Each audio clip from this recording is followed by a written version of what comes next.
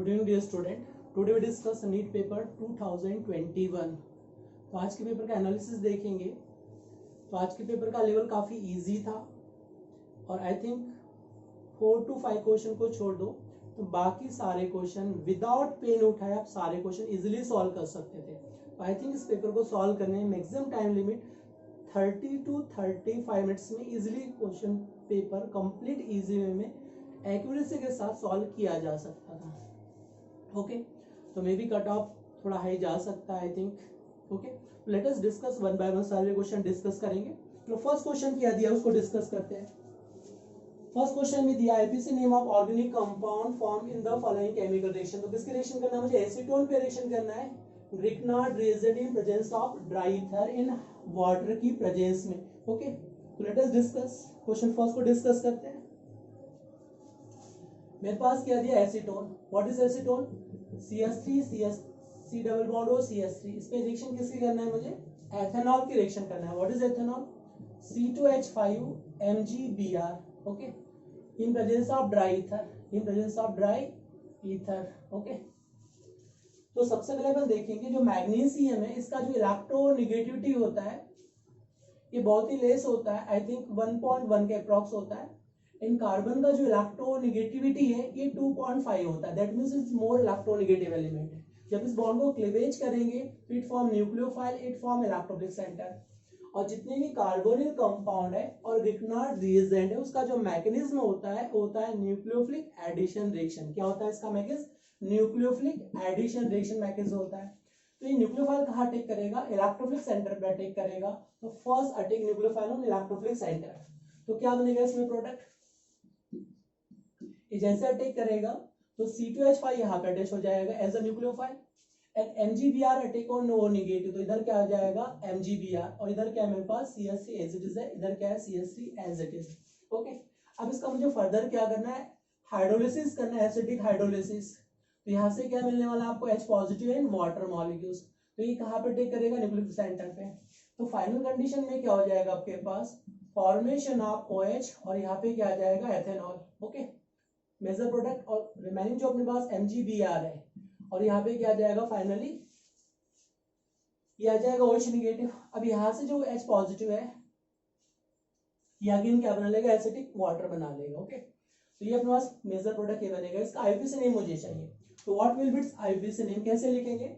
Substrate gate lowest number और main function को lowest number मिलना चाहिए। तो क्या हो जाएगा? 1 2 3 4। तो 2 पोजीशन पे क्या? हाइड्रोक्सी ग्रुप है और 2 पे क्या है? मिथाइल। तो इसका आईपीसी नेम क्या लिखेंगे?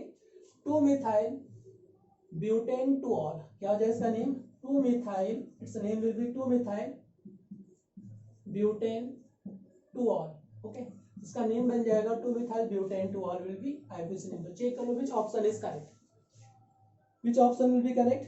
तो 2 methyl butane two ol option is correct. Okay, तो ये option is correct. 2 methyl butane two ol will be its final answer. Okay, तो कंसेप्ट क्लियर हो गया सभी को? जितने कार्बोनिल कंपाउंड है उसका मैकेनिज्म क्या होता है? Nucleophilic addition reaction. Grignard reagent का मैकेनिज्म क्या होता है? Nucleophilic addition reaction. ठीक है, तो क्या बन जाएगा? Alcohol is form. तो first option will be correct. इसका आंसर क्या आ जाएगा? ये ऑप्शन विल बी करेक्ट। चलो नेक्स्ट क्वेश्चन सेकंड को डिस्कस करते हैं। क्वेश्चन नंबर सेकंड को डिस्कस करते हैं। क्या पूछा है इसमें? Which of the following reaction is metal displacement reaction? Choose the right option। तो आपको देखना है metal displacement reaction क्या है। Which reaction represent to metal displacement reaction? Okay, इसमें क्या दिया है? lead nitrate फिर decompose होगा। on decomposition it produce lead oxide and NO2 is produced। this example of decomposition reaction। जो KClO3 ये भी क्या करेगा? KClO plus O2 प्रोड्यूस करेगा। It is example of decomposition reaction. ये क्या है मेरे पास? एल्युमिनियम है। In electrochemical series upper element can replace to below element from its salt solution. तो जितने भी रिएक्टिव एलिमेंट है, एल्युमिनियम क्या है मेरे पास? रिएक्टिव एलिमेंट या रिएक्टिव एटम है। तो रिएक्टिव एलिमेंट ये क्या करेगा? लेस रिएक्टिव एलिमेंट को यहाँ से डिस्प्लेस कर जाएगा। तो क्या फॉर्म करेगा? Al2O3 plus chromium. It is example of displacement reaction. Okay, और it is general just formation of salt reaction है। ओके, ठीक है, फॉर्मेशन ऑफ सॉल्ट। ओके, तो याद रखना upper element more reactive element can displace to less reactive element from it salt solution, तो क्या आ जाएगा, third option will be correct. तो क्या आ जाएगा इसका आंसर, सेकंड का third option will be correct. Okay, चलो नेक्स्ट क्वेश्चन डिस्कस करते हैं। क्या पूछा है, the major product forming dehydrohalogenation reaction of 2-bromoपेंटेन। ओके, तो व्हाट इज स्ट्रक्चर ऑफ 2-bromoपेंटेन, 5 कार्बन की चेन बना दो, पेंटेन बोला दो, 2 पे क्या अटैच करना है, Br। ओके, अब इस पे रिएक्शन करना है डिहाइड्रोहेलोजिनेशन, तो which reagent is taken for dehydrohalogenation, तो डिहाइड्रोहेलोजिनेशन के लिए आप यूज कर सकते हैं आइदर एल्कोहलिक KH या यूज कर सकते हैं सोडामाइड NaNH2, ये यूज कर सकते हैं। इसका जो मैकेनिज्म होगा, it's mechanism is by molecular elimination reaction, ईटो मैकेनिज्म को फॉलो करता है।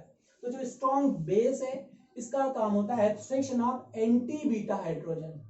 इस Br के अपोजिट साइड में 180 डिग्री पे जो बीटा हाइड्रोजन है उसको एब्स्ट्रैक्ट करने का काम होता है एल्कोहलिक या सोडामाइड। तो बेस क्या करेगा, उसको एब्स्ट्रैक्ट कर देगा, यहाँ पे जो निगेटिव चार्ज आएगा इधर जाएगा, और यहाँ पे क्या जाएगा, फॉर्मेशन ऑफ एल्कीन, तो मोर stable alkene will B form, ये बन जाएगा आपके पास C डबल बॉन्ड C, यहाँ पे डबल बॉन्ड आ जाएगा, इधर क्या रहेगा आपके पास इथीन, तो formation of alkene will be major product. Okay, तो चेक करते हैं जो मेजर प्रोडक्ट बन रहा है वो किसके अकॉर्डिंग बन रहा है, जो हकल्स रूल लिखा है वो एरोमेटिक कंपाउंड में यूज किया जाता है, यहाँ पे इसका कोई यूज नहीं है। जो सेटजे प्रोडक्ट है, यहाँ पे क्या बनेगा, सेटजे प्रोडक्ट, मोस्ट स्टेबल एल्कीन को कहा जाता है सेटजे प्रोडक्ट, तो दिस करेक्ट है ऑप्शन है। हर्ट्ज रूल पढ़ा है, स्टडी करते हैं एटॉमिक स्ट्रक्चर में, ठीक है, इन डीजनरेट ऑर्बिटल, ये एटॉमिक में यूज करेंगे स्टेबिलिटी के लिए, in degenerate orbital first electron singly occupied and then it causes pairing. Okay, जो हॉफमैन रूल है ये यूज किया जाता है लेस स्टेबल एल्कीन के लिए, किस लिए यूज करेंगे, लेस स्टेबल एल्कीन। मान लो अगर कॉर्नर पे Br अटैच हो जाता है, हाइड्रोजन यहाँ से रिमूव होकर अगर यहाँ से रिमूव कर लिया जाता तो एल्कीन कॉर्नर पे आती, तो कॉर्नर पे जो प्रोडक्ट बनता है उसको कहा जाता है हॉफमैन रूल, और जो मिडिल पोर्शन पे बनेगा मोर सब्स्टिट्यूट एल्कीन उसको क्या कहेंगे, सेटजेप रूल कहा जाता है। ये मोर स्टेबल एल्कीन है because it have more number of alpha hydrogen, बहुत ज्यादा है, और जितने अल्फा हाइड्रोजन ज्यादा बनेंगे उतना हाइपर कॉन्शन इफेक्ट क्या करेगा, ज्यादा कॉजेस करेगा, तो due to more hyperconjugation effect it is more stable alkene है। ओके, अगर मैं इसको कंपेयर करूं तो यहाँ पे देखो अल्फा हाइड्रोजन कितने हैं, 3 इधर है और इधर क्या है 2, तो अल्फा हाइड्रोजन कितने इसमें 5 है। अगर मैंने यहाँ पे एल्कीन बना दिया था कॉर्नर की साइड में, तो देखो कितने एल्कीन, कितने कार्बन है इसमें, यहाँ पे हाइड्रोजन क्या है 0 अल्फा हाइड्रोजन, और यहाँ पे हाइड्रोजन कितने हैं 2 अल्फा हाइड्रोजन है, तो यहाँ पे अल्फा हाइड्रोजन क्या है, लेस नंबर है, तो ये क्या बनेगा, लेस स्टेबल एल्कीन। और जहाँ पे मोर नंबर अल्फा हाइड्रोजन रहेगा वो क्या बन जाएगा, मोर स्टेबल एल्कीन, तो इट इज सेटजेप प्रोडक्ट, ये क्या बनेगा, हॉफमैन प्रोडक्ट। तो लेस स्टेबल को हॉफमैन कहते हैं और मोर स्टेबल को क्या कहते हैं, Saytzeff product. Okay, next question discuss करेंगे, क्वेश्चन नंबर 14 53, क्वेश्चन 53 हो गया, Saytzeff product is final answer. चलो नेक्स्ट क्वेश्चन डिस्कस करेंगे।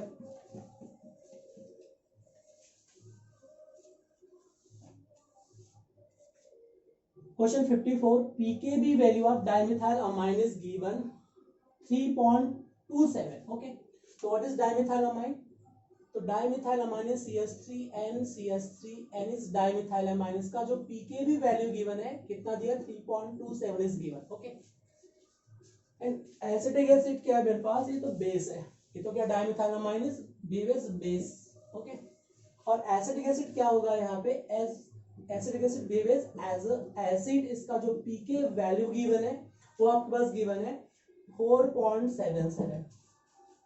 ओके, तो ये क्या कहना चाह रहा है, correct option for pH of dimethyl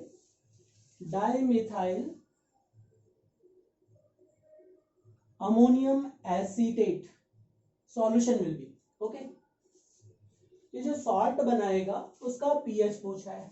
चलो तो डिस्कस करते हैं पीएच कैसे डिफाइन करेंगे उसको, देखो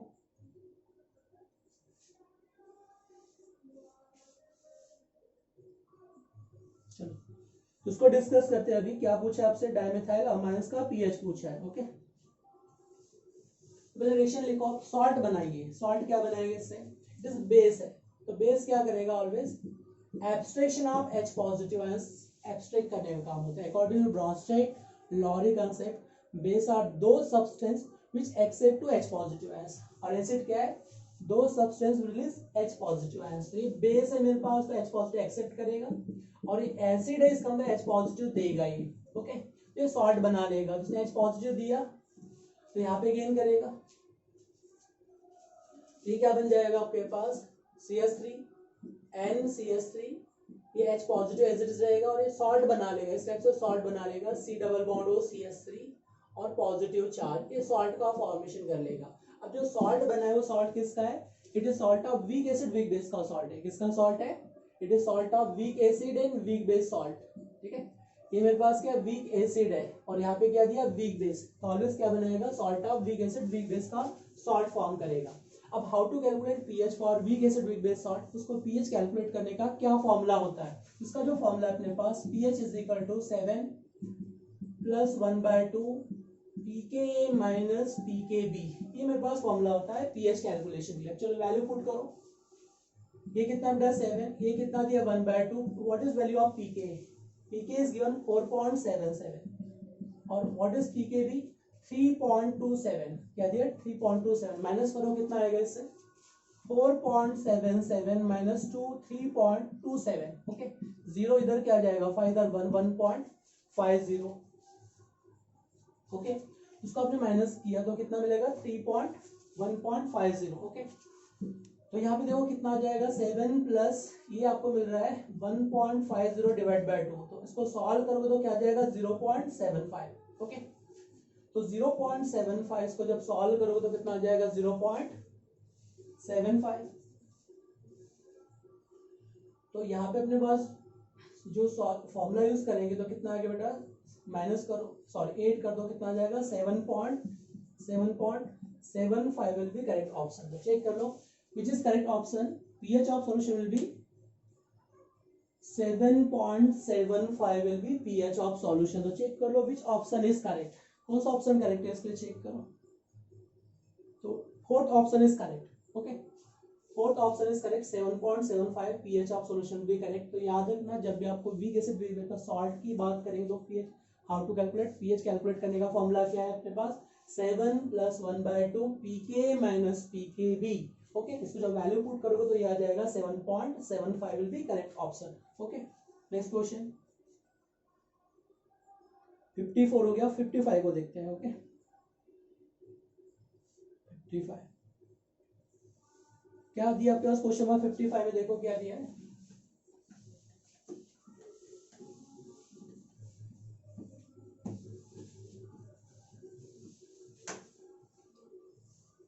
okay.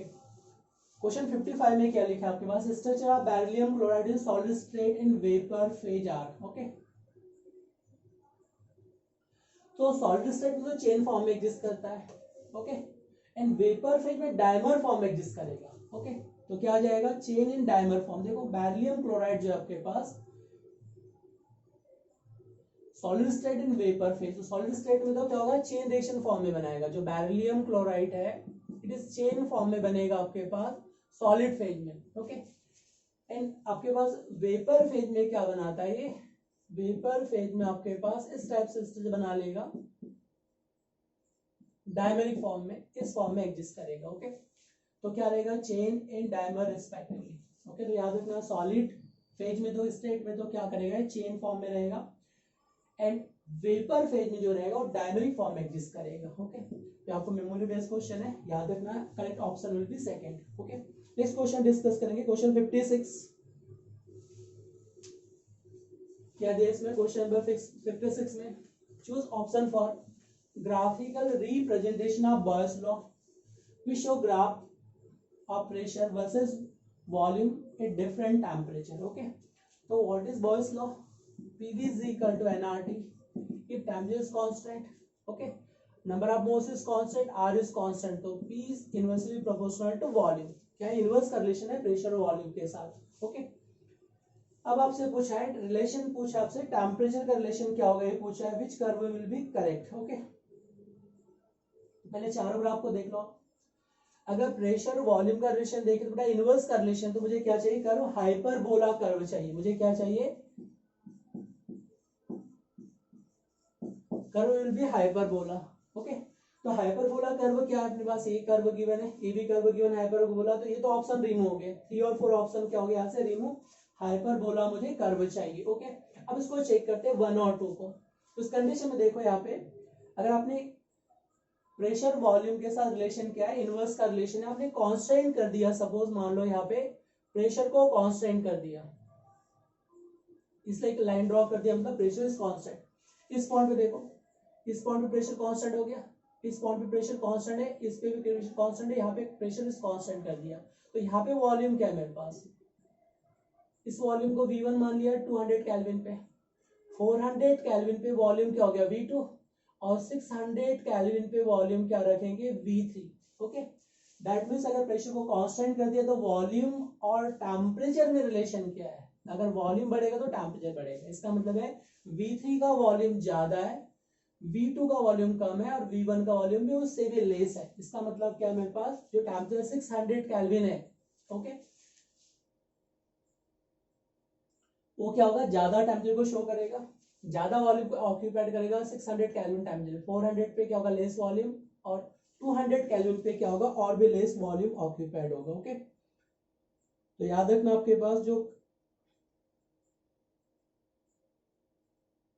Which option will be correct, which option will be correct. देखो अगर टेम्परेचर ज्यादा तो ज्यादा वॉल्यूम ऑक्यूपाइड होना चाहिए, तो देखो इस कंडीशन में क्या है, करेक्ट है, more temperature more volume will be occupied, तो option A is correct. Okay, अब इसका टेम्परेचर ज्यादा है, देखो यहाँ पे जो ग्राफ बताया मैंने अभी आपको, देखो यहाँ पे क्लियर है, ये दिख रहा है आपको, ग्राफ दिख रहा है, क्लियर दिख रहा है सभी, ये ग्राफ दिख रहा है। तो यहाँ पे क्या वॉल्यूम ज्यादा है, यहाँ पे वॉल्यूम लेस है, अगर वॉल्यूम लेस तो volume more temperature, more volume more temperature, that means ये option is correct according to Boyle's law. Okay, next question discuss करेंगे, ये तो गया क्वेश्चन 56। क्वेश्चन 57 पे आ जाओ। 57 में क्या दिया है, अकॉर्डिंग टू क्वेश्चन नंबर 57 क्या दिया है, which of the following method can be used to obtain highly pure metal which is liquid at room temperature। okay, तो आपको पूछा है metal can be used to obtain highly pure metal। okay, तो highly pure metal obtain करना है which is liquid at room temperature, और room temperature पे क्या होना चाहिए, लिक्विड फॉर्म में होना चाहिए। तो ये कहना जो चाह रहा है, रूम टेम्परेचर पे गैलियम मेटल की बात कह रहा है, ये रूम टेम्परेचर पे क्या होता है, लिक्विड फॉर्म में एग्जिस्ट करता है, और इसके लिए जो मेथड यूज करता है जोन रिफाइनिंग, किसके लिए यूज करेंगे, zone refining method use for gallium metal. तो ये मेमोरी बेस्ड क्वेश्चन है, आपको मेमोराइज करना है।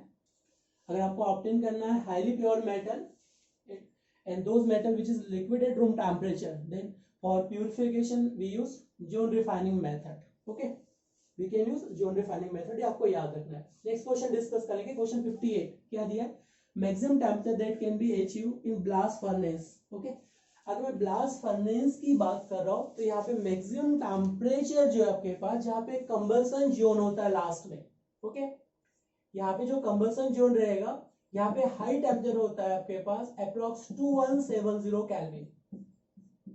ओके, ये जो कंबसन जोन है यहाँ पे 200 तो क्लोजर टू 2200 केल्विन के अप्रॉक्स हाई टेम्परेचर होता है जोन रिफाइनिंग ऑफ Fe की जब बात करेंगे, एक्सट्रैक्शन ऑफ Fe के लिए। तो याद रखना है temperature will be up to 2200 kelvin, 2200 kelvin के अप्रॉक्स टेम्परेचर अचीव कर जाता है कंबसन जोन में। ओके, तो यहाँ पे हाई टेम्परेचर होता है, ये आपको मेमोराइज करना है। ओके, नेक्स्ट क्वेश्चन डिस्कस करेंगे, question 59। Noble gas is named as because their inertness toward reactivity। why noble gas is known as inert gas? because their octet is complete। identify incorrect statement about them। okay, तो noble gases से large positive value of electron gain enthalpy, बिल्कुल correct है। क्या आपके पास पूछा है incorrect statement, noble gases से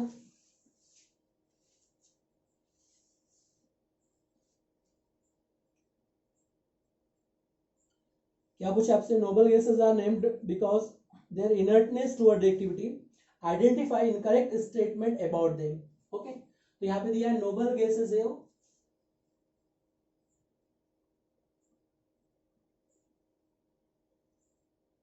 कुछ मिसप्रिंटिंग है, नोबल गैसेस है positive value of electron gain enthalpy. Okay, तो noble gases very less electron gain enthalpy होता है, ये जो करेक्ट स्टेटमेंट है, क्योंकि इलेक्ट्रॉन्स गेन एंथैल्पी का मतलब यहाँ से आपको इलेक्ट्रॉन को एड करना है तो हाई वैल्यू रिक्वायरमेंट होगा, ऑक्टेट कंप्लीट है वहां पे इलेक्ट्रॉन को गेन करना है it is very difficult task है, तो मोर पॉजिटिव वैल्यू मिलेगा। करेक्ट स्टेटमेंट हो गया। Noble gases are sparingly soluble in water. Sparingly का मतलब होता है weak soluble. What do you mean by sparingly? Sparingly that means weak soluble है। करेक्ट है, ये स्टेटमेंट करेक्ट है। ओके, आपसे इनकरेक्ट स्टेटमेंट पूछा है, क्या पूछा है? Incorrect statement. Noble gases with very high melting and boiling point. Wrong statement है। अगर आपके पास अनपेड इलेक्ट्रॉन जितने ज्यादा रहेंगे, मेल्टिंग पॉइंट बॉइलिंग पॉइंट उतना हाई होता है, और नोबल गैसेस के पास अनपेड इलेक्ट्रॉन्स कोई भी नहीं है, ऑल इलेक्ट्रॉन पेयर्ड है, तो इसका लो मेल्टिंग और बॉइलिंग पॉइंट होता है। इसे रॉन्ग स्टेटमेंट हो गया। इसका लो बीपी और एमपी क्या होता है? इसका लो होता है। तो याद रखना इनकरेक्ट स्टेटमेंट में क्या आ जाएगा? C option will be correct. उसने क्या पूछा? Incorrect statement. डी में देखो, noble gases a weak dispersion force. Clear है? डिस्पर्सन फोर्स इस type of bond Waals force का एक छोटा सा टाइप है, और ये वीकेस्ट फोर्स को इंडिकेट करता है। इसको फोर्स को इंडिकेट करता है, वीकेस्ट फोर्स को। तो correct option will be C option will be correct. Okay, चलो नेक्स्ट क्वेश्चन डिस्कस करें। क्वेश्चन 60 में देखो क्या दिया है। In question number 60 is given, क्या दिया है? The following solution were prepared by dissolving 10 gram glucose का अमाउंट गिवन है इन 250 ml वाटर। ओके, तो ग्लूकोज का अमाउंट कितना गिवन है आपके पास? ग्लूकोज का अमाउंट गिवन है 10 ग्राम इन 250 ml वाटर। 10 ग्राम यूरिया का अमाउंट गिवन है। ओके, 10 ग्राम क्या दिया आपके पास? यूरिया का अमाउंट गिवन है। एंड क्या दिया? 10 ग्राम सुक्रोज का अमाउंट गिवन है। क्या दिया आपके पास? Sucrose amount is given 10 gram. और आपसे पूछा right option for decreasing order of osmotic pressure of this solution. Okay, तो how to define osmotic pressure? कैसे डिफाइन करेंगे ऑस्मोटिक प्रेशर?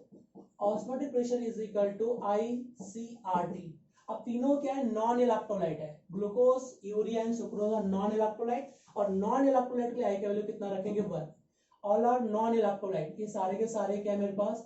नॉन इलेक्ट्रोलाइट है। और for non electrolyte van't Hoff letter I का value कितना रखा जाता है? 1 रखा जाता है। ओके, और जो कंसंट्रेशन है मेरे पास इन टर्म ऑफ मोलिटी रखा जाता है। It is term of molarity.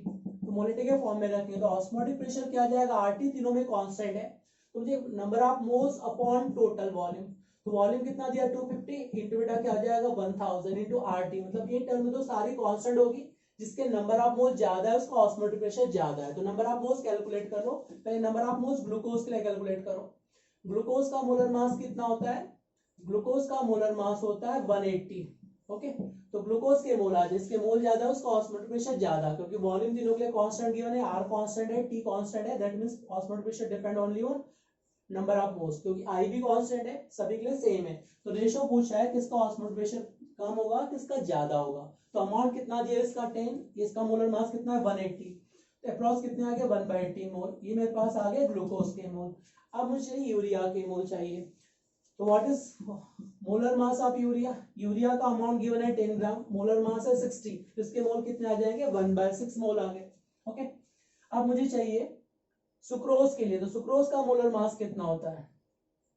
जो सुक्रोज है, अगर मैं सुक्रोज के मोलर मास की बात करूं तो 342 इसका मोलर मास है। तो सबसे ज्यादा मोल किसके आ गए? यूरिया के मोल आ गए। ठीक है, what is formula of urea? NH2CO NH2, it is formula of urea. इसका मोलर मास कितना होता है? 60। What is formula of sucrose?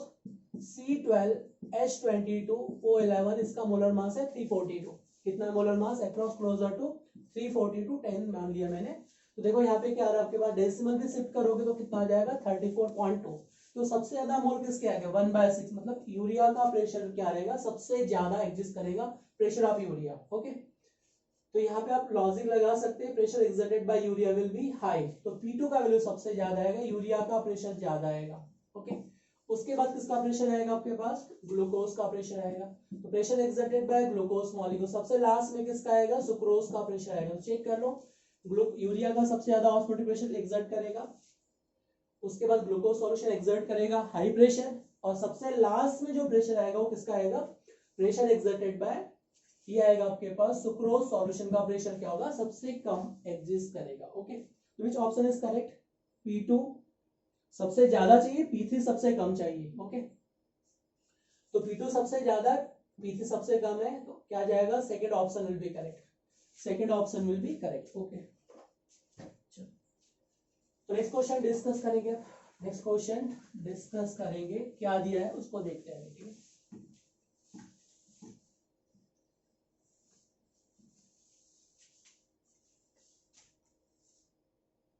Question number 60,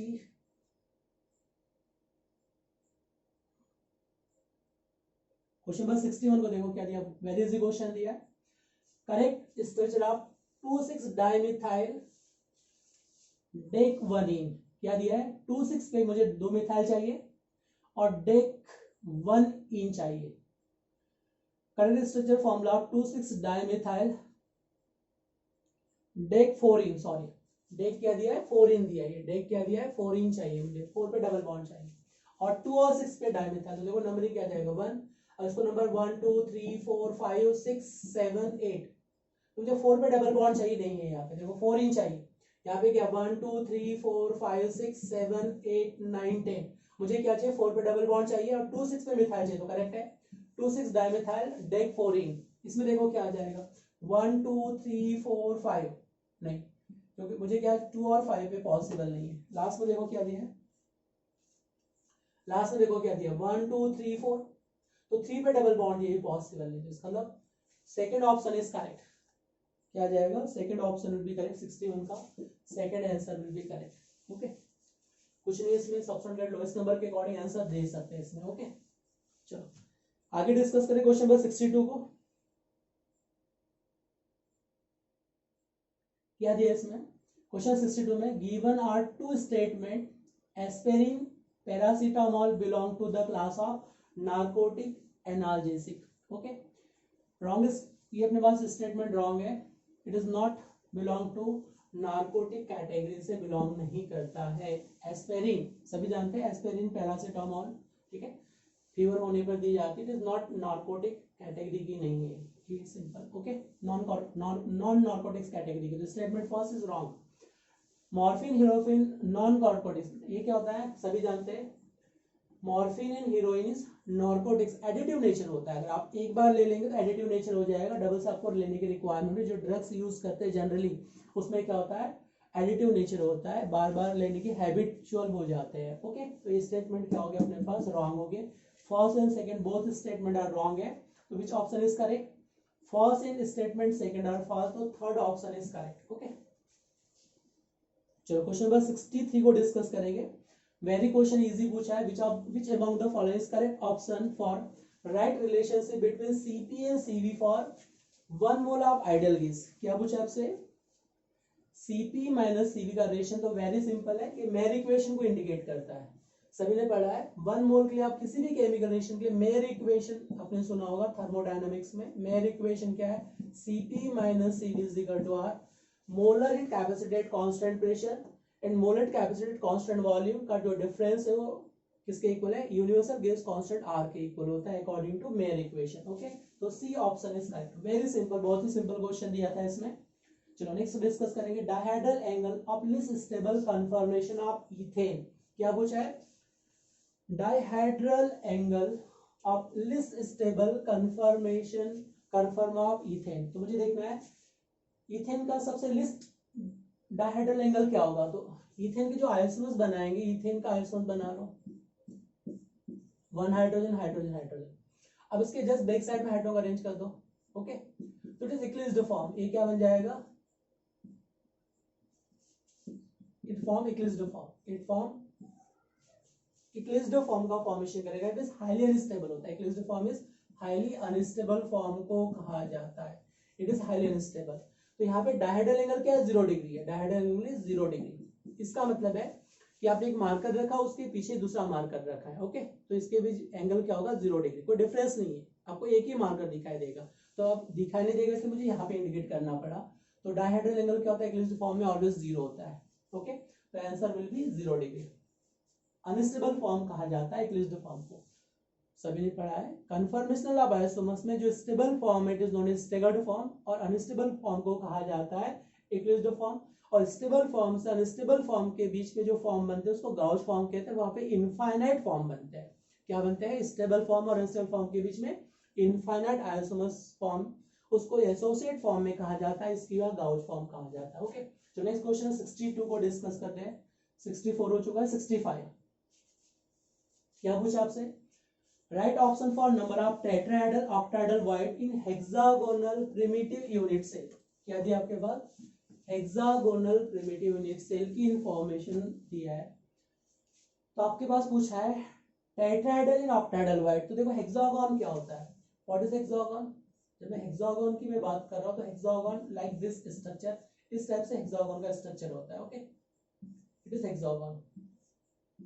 hexagon में क्या रहेगा आपके पास, कॉर्नर पे 6 एटम रहेंगे, इसके कॉर्नर पे इधर 6 रहेंगे इस फेस के कॉर्नर पे, और इस फेस के कॉर्नर पे क्या रहेंगे 6 एटम प्रेजेंट होते हैं। ओके, तो टोटल कॉर्नर के एटम कितने हो गए मेरे पास, जो कॉर्नर के एटम्स आ जाएंगे वो कितने आ जाएंगे, देखो अगर मैं हेक्सागोन की बात करूं 6 एटम यहाँ पे 6 एटम, 12 कॉर्नर पे एटम है। ओके, और इसको कंप्लीट कवर करने के लिए मुझे हेक्सागोन कितने चाहिए, इसके कॉर्नर में मुझे जो हेक्सागोन चाहिए होंगे इसको कंप्लीट कवर करने के लिए वो चाहिए मुझे 6 चाहिए। क्या चाहिए मुझे 6 हेक्सागोन रखना होगा, एक इस कॉर्नर में रखना होगा, एक इधर, एक 3 बिलो साइड में, 3 इसके अपर साइड में। देखो इस कॉर्नर आइटम को मुझे कंप्लीट कवर करना है तो मुझे 6 हेक्सागोन की रिक्वायरमेंट होगी। 1 हेक्सागोन को मैंने यहाँ पे रखा, 1 हेक्सागोन को यहाँ रखा, तो 1 2 और 3 यहाँ पे हो गए, 3 उसके ऊपर रखें तब जाके कंप्लीट कवर होगा। इसका मतलब है कंट्रीब्यूशन ऑफ कॉर्नर एटम कितना रहेगा 1/6। तो कॉर्नर पे जो एटम मिलेंगे कितने मिल जाएंगे 2 एटम। तो कॉर्नर पे जो एटम मिलने वाले हैं मुझे कितने मिलेंगे 2 एटम्स। ठीक है, अब इसमें बॉडी सेंटर एटम 3 प्रेजेंट होते हैं in hexagon, body center atom are 3, तो 3 बॉडी सेंटर है और ये क्या है इनसाइड है, तो कंट्रीब्यूशन कितना रहेगा, बॉडी सेंटर पे कितना कंट्रीब्यूशन मिलेगा आपको, जो बॉडी सेंटर पे कंट्रीब्यूशन मिलने वाले हैं वो 3 एटम्स मिलने वाले हैं। ओके, अब लास्ट में बस बात करेंगे फेस सेंटर। तो जो फेस सेंटर पे 2 एटम प्रेजेंट होते हैं, कितने हैं 2 एटम्स है, इसका कंट्रीब्यूशन कितना है 1/2। तो जो फेस पे जो एटम मिलेंगे वो मेरे पास 2 एटम, इसका कंट्रीब्यूशन कितना है 1/2 है। तो टोटल नंबर ऑफ एटम्स कितना हो गया, 3 कॉर्नर पे मिल रहे हैं, 2 कॉर्नर पे मिल रहा है, 3 बॉडी सेंटर पे, 1 क्या मिल रहा है मुझे फेस सेंटर पे। टोटल क्या मिल जाएंगे 6 एटम, और जितने number of atom inside unit cell present होते हैं उसके इक्वल होता है octahedral void number of effective atoms. Okay, number of effective atoms is equal to octahedral void. तो उतना मेरे पास ऑक्टाहेड्रल वाइड्स फॉर्म हो जाएगी। ओके, तो एटम कितने हैं 6 है, तो ऑक्टाहेड्रल वाइड कितना बन जाएगा 6 बन जाएगा। और टेट्राहेड्रल वाइड क्या होता है always, tetrahedral void is just twice than octahedral void. जितना ऑक्टाहेड्रल वाइड बनता है उसका ट्वाइस होता है टेट्राहेड्रल वाइड। तो मुझे बताओ अब टेट्राहेड्रल वाइड्स कितना बन जाएगा, ऑक्टाहेड्रल वाइड कितना बन रहा है 6 × 2, तो क्या बन जाएगा 12। मतलब आंसर क्या आ जाएगा, जो ऑक्टाहेड्रल वाइड है वो कितना बन जाएगा 6, और जो टेट्राहेड्रल वाइड बनेगा कितना बन जाएगा 12। तो याद रखना हेक्सागोनल पैकिंग में जो मिलेगा एससीपी पैकिंग में ऑलवेज नंबर ऑफ एटम 6 है इनसाइड हेक्सागोन। तो जितने एटम्स होते हैं उसी के इक्वल ऑक्टाहेड्रल वाइड प्रेजेंट होती है, और जितनी ऑक्टाहेड्रल वाइड होती है उसे ट्वाइस क्या होती है टेट्राहेड्रल वाइड्स प्रेजेंट होती है। तो टेट्राहेड्रल वाइड कितना मिलेगा 12 और ऑक्टाहेड्रल वाइड कितना मिलेगा 6 मिलेगा। तो आंसर विल बी रिस्पेक्टिवली क्या पूछा है चेक कर लेते हैं, ऑक्टाहेड्रल टेट्राहेड्रल आपसे पूछा है टेट्राहेड्रल इन ऑक्टाहेड्रल। तो टेट्राहेड्रल कितना मेरे पास 12 है और ऑक्टाहेड्रल कितना मेरे पास 6 है। तो करेक्ट आंसर ये ऑप्शन इज करेक्ट, इसका जो है ऑप्शन आएगा ये option is correct, 12 and 6 will be tetrahedral in octahedral wide respectively. Okay, चलो तो कंसेप्ट क्लियर हो गया। हेक्सागोनल में आपके पास 3 बॉडी सेंटर एटम होते हैं, कॉर्नर पे 2 एटम होता है, और फेस पे क्या मिलेगा फेस सेंटर पे 1 एटम, ऐसे मिला के 6 एटम प्रेजेंट होते हैं। और जितना ऑक्टाहेड्रल वाइड रहेगा उसके इक्वल नंबर ऑफ एटम्स के इक्वल ऑक्टाहेड्रल वाइड प्रेजेंट होता है, और टेट्राहेड्रल वाइड क्या था ट्वाइस होता है ऑलवेज। ओके, चलो क्वेश्चन नंबर 66 को सॉल्व करते हैं। Incorrect statement among the following पूछा है, तो किसके रिगार्डिंग पूछा है, actinide are highly reactive metal when finely divided.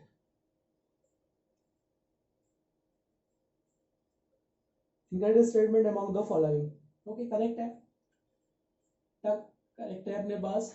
Actinide क्या होता है हाईली रिएक्टिव मेटल है, क्योंकि अप टू डाउन जाने पर क्या होगा साइज जनरली इंक्रीज होगा, attraction force of nucleus toward outermost shell क्या होगा वीक होगा, तो डेफिनेटली क्या होगा हाईली रिएक्टिव मेटल को इंडिकेट करता है, करेक्ट ऑप्शन है। मुझे इनकरेक्ट स्टेटमेंट पूछा है, क्या पूछा है incorrect statement, actinide contraction is greater element than lanthanide contraction, clear है, क्योंकि यहाँ पे क्या होगा एक्टिनाइट कॉन्ट्रैक्शन में एक तो 4f का भी कॉन्ट्रैक्शन लगेगा और 5f का भी लगेगा, तो मोर कॉन्ट्रैक्शन लगेगा एक्टिनाइट में, बट लेंथेनाइट में किसका लगेगा ड्यू टू 4f सबसेल की वजह से लगेगा। तो अपन सभी जानते हैं कि यहाँ पे जो स्क्रीन इफेक्ट का ऑर्डर है वो किसका ज्यादा है, एस का ज्यादा है, पी का, फिर डी का और फिर एफ सबसेल का ऑर्डर होता है। ओके, तो यहाँ पे स्क्रीन इफेक्ट जो कॉजेस करेगा, एफ का वेरी पुअर है, तो यहाँ पे 2 स्क्रीन इफेक्ट कॉजेस करेंगे इसमें। तो क्या हो जाएगा इस केस में, स्क्रीन कॉजेस करने वाले सबसेल तो वीक है और नंबर ऑफ प्रोटॉन्स बहुत हाई बढ़ेंगे। तो प्रोटॉन्स बढ़ने की वजह से positive charge inside nucleus increases. तो इनसाइड अगर पॉजिटिव चार्ज इंक्रीज होगा तो अट्रैक्शन फोर्स बढ़ जाएगा। तो करेक्ट स्टेटमेंट हो गया। Okay, metal are trivalent, lanthanide ions are colourless in solid state, ये रॉन्ग स्टेटमेंट है। Most of the trivalent lanthanide ions are colourless in solid state, ये कलरलेस नहीं होते, कलर शो करते हैं सॉलिड स्टेट में। Lanthanide are good conductor of heat electricity, correct statement है। All metals क्या होते हैं, गुड कंडक्टर ऑफ इलेक्ट्रिसिटी, और जितने भी एब्लॉक के मेटल है वो all are good conductor of electricity होते हैं। ओके, तो सी ऑप्शन इज इनकरेक्ट है इसमें। चलो नेक्स्ट क्वेश्चन डिस्कस करेंगे। क्वेश्चन नंबर 66 तो डिस्कस हो चुका है, क्वेश्चन नंबर 67 पे आते हैं। क्वेश्चन नंबर 67 को डिस्कस करेंगे, क्या दिया है क्वेश्चन नंबर 67 को डिस्कस करेंगे अभी। ओके, तो क्वेश्चन 67 में क्या दिया आपके पास, कोई रिएक्शन गिवन है, ए से बी का फॉर्मेशन प्रोडक्ट कर रहा है। ओके, तो किसी भी रिएक्शन को प्रोडक्ट बनाने के लिए मिनिमम एक्टिवेशन एनर्जी की रिक्वायरमेंट है। अगर एक्टिवेशन इतना गेन कर लेगा तो ही प्रोडक्ट बना सकता है। ओके, तो क्या दिया आपके पास, for this reaction A convert to B, A से बी प्रोडक्ट जब बनेगा तो ये आपके पास दिया enthalpy of reaction is -4.2 kilojoule, that indicate the reaction is exothermic. Negative value indicate the reaction will be exothermic, reaction को शो करेगा एक्सोथर्मिक रिएक्शंस। ओके, तो heat will be evolve in this reaction, मतलब heat release करेगा इस case में।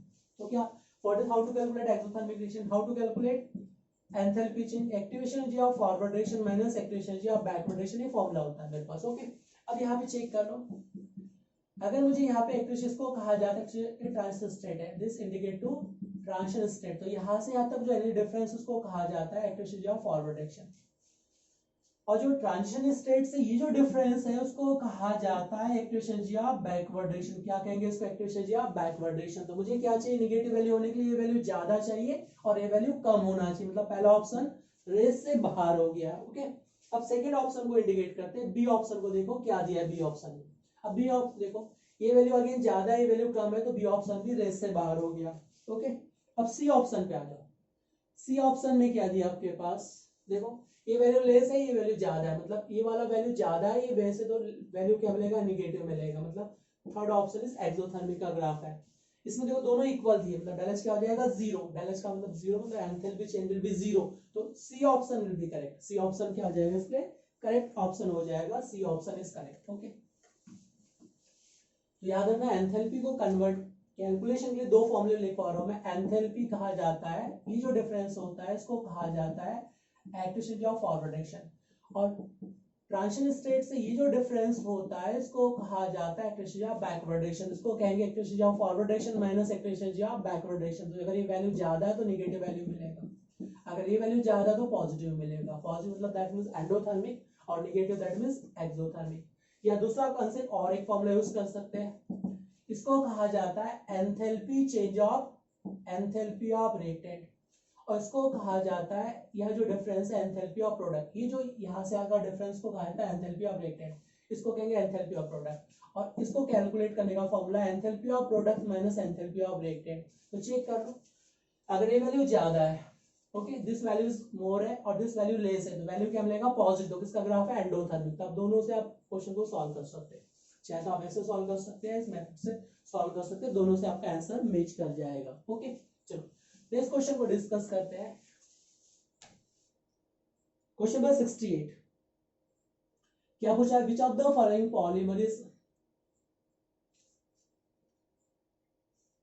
Addition polymerisation. तो addition किसमें होता है, जो डेक्रॉन है, टेफ्लॉन है, नायलॉन 6 है, it is example of condensation polymer. ये तीनों किसके एग्जांपल है, condensation, is example of condensation polymer के एग्जांपल है। Side product water, ammonia, CO2 gas release करेंगे, ऐसे कोई मॉलिक्यूल्स प्रोडक्ट बनते समय रिजोन है, it example of condensation polymer. Okay, sorry Teflon की बात नहीं कर रहा हूं मैं, किसकी बात कर रहा हूं, नेओलॉग की बात कर रहा हूं, इन तीनों। बट टेफ्लॉन क्या होता है, CF2 एडिशन पॉलीमर है। ओके, ये मेरे पास जो पॉलीमर होता है ये मेरे पास क्या है, इसके n मॉलिक्यूल्स लेंगे, ओके, इसके n मॉलिक्यूल्स लोगे तो ये क्या करेगा आपके पास, इन प्रेजेंस ऑफ पैरासाइट मैकेस क्या होता है, जितने पॉलीमर्स उसका मैकेस क्या होता है, फ्री रेडिकल एडिशन रिएक्शन मैकेस के थ्रू क्या करते हैं, ये फ्री रेडिकल जनरेट कर देंगे पाई बॉन्ड में, इस टाइप से मॉलिक्यूल अटैच होते चले जाएंगे, ओके।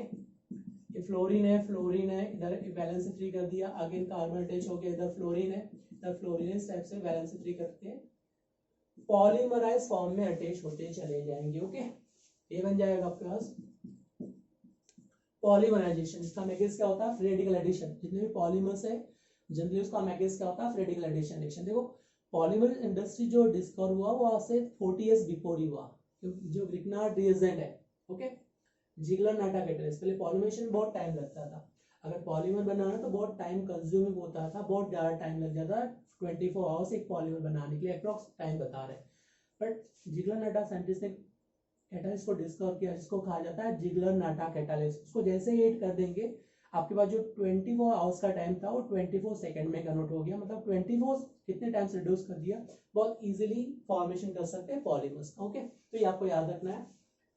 ये टेफ्लॉन क्या होता है, एडिशन पॉलीमर, बाकी डेक्रॉन जो है नायलॉन 6 है, और नॉनलाइन जो है वो सब क्या होता है, कंडेंसेशन, कंडेंसेशन मतलब side product water, ammonia, CO2 इस टाइप के प्रोडक्ट मिलते हैं, ओके। तो नेक्स्ट क्वेश्चन डिस्कस करेंगे, question number 69, the compound show metamers, okay.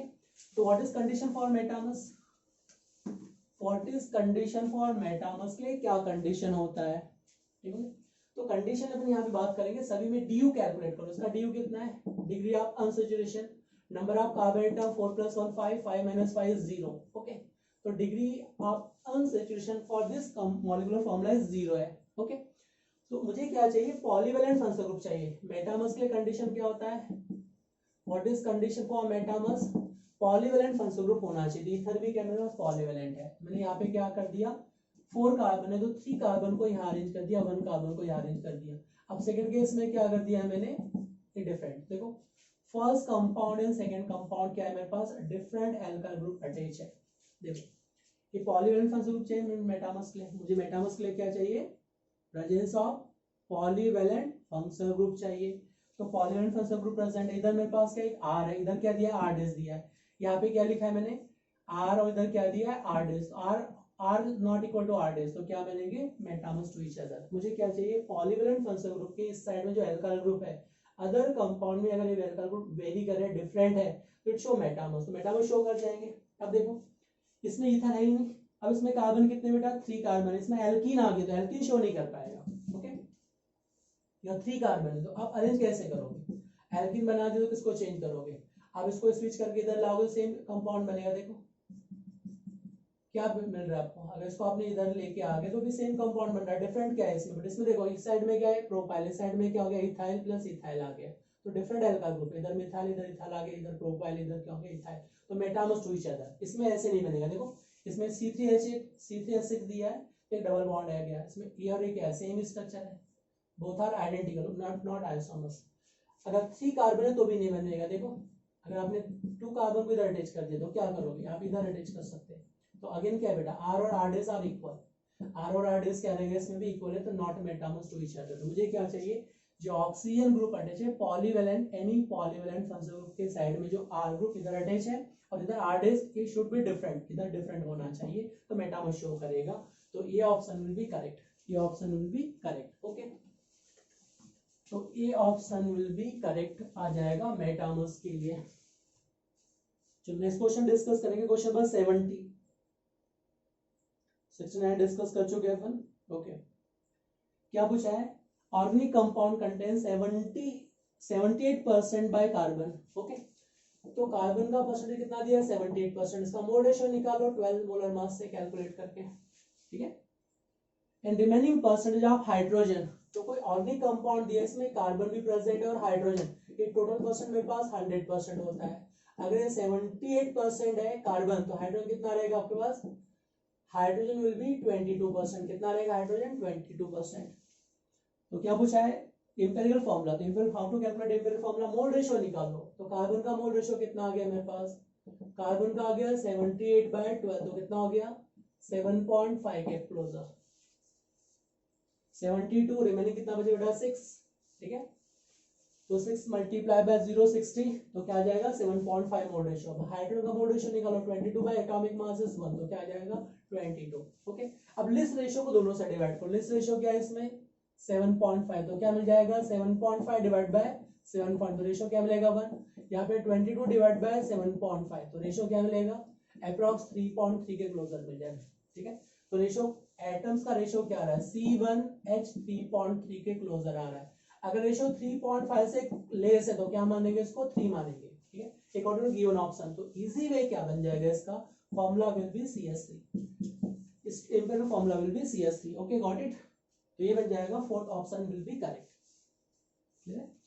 Simple फॉर्मूले में क्या लिखते हैं मोल रेशियो बेटा, इसको सिंपलेस्ट रेशियो जो आ रहा है मोल रेशियो को दोनों से डिवाइड कर दो बेटा, ये क्या आएगा 1, ये क्या आएगा 3.3 तो simplest ratio will be CS3 will be correct option, okay. तो correct option will be CS3 will be correct option आ जाएगा इसके लिए CS3।